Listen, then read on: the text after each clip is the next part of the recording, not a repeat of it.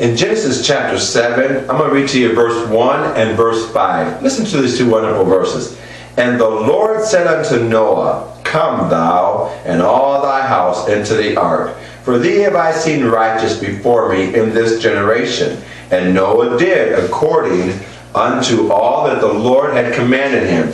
There again we discover that Noah heard the word of God, listened to the word of God, but then followed through with obeying the word of God, and that's what led to his salvation. Friends, I'm going to tell you something. It is so important that we hear the word of God, that we listen clearly to the word of God, exactly what it has to say to us, but then we follow through with that obeying the word of God. That's very important. You know what I like about that? God told Noah, Come thou into the ark. He didn't say go into it. God was already inside that ark, and God is inside this book. Listen today as He calls you to come into the book, discover His plan for your life, and then you obey it. I tell you, you'll find that to be the best way to live. Now, that's a good man-to-man moment right there.